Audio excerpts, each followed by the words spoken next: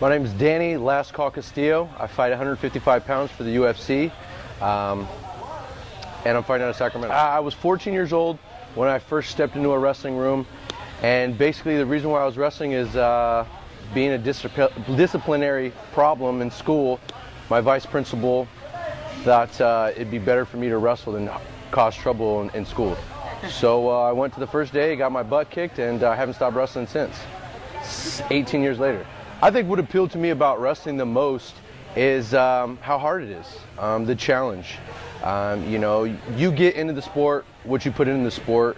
It's not necessarily a team sport, but you have teammates to push you, and whatever you put in the sport is what you're going to get, and it's you know, direct correlation to hard work and you know, great results. I wrestled in college as a two-time All-American.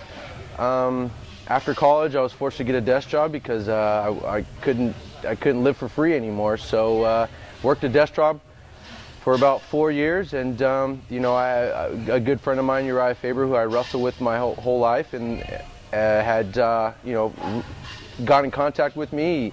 I came out to Sacramento to visit him, and he had a gym and a couple of houses, and basically told me there's a certain type of person that can be a fighter, and I think you have what it takes. You know, with that in my head, I went back home. 30 days later, I packed my apartment, I moved back home, and you know, I haven't looked back since, and it's been the best decision of my life. My first fight was 6 weeks into training. You know, I wasn't able to train a bunch. Uriah Faber told me that I was ready for a fight, and I believed him. I went into a fight into a small casino in the middle of nowhere, and I was warming up in the back tent, and it wasn't very glamorous like you see in the UFC. You know, the lower level fighters, it's not the same as the UFC. I was warming up in a tent full of water. It was raining.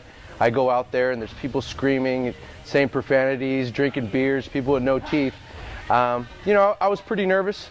It wasn't like a street fight. Street fights kind of just happen like that. This fight was, you know, on my mind heavy for 6 weeks. Going out there was, not sure what to expect. But it worked out great. I won the first round, and I won in the first round a minute and 30, and I made, I think, a whole $800, which isn't much, but you know, the first fight $800, and right now, you know, this past year I made about 6 figures. So you know, hard work pays off, and you know, the grind and everything that I've done my whole life is starting to pay off, and I'm happy. My mom was a strong support system. I think she saw the change in me instantly. As soon as I started wrestling, I was more focused.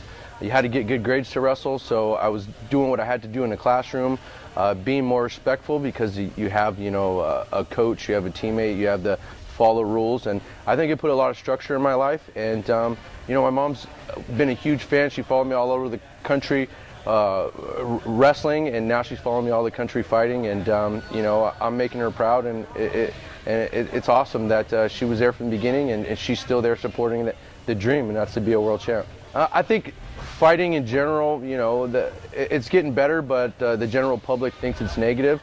But to me, it's a complete opposite. I'm more focused. When I'm in fight camps, I'm the best person possible. I believe in good karma, so you know, I live life as good as possible. I'm in bed, I'm early, I'm eating right, I'm reading, you know, getting up early, running.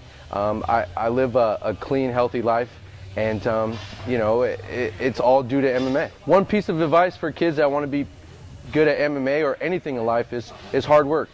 You get what you put into it.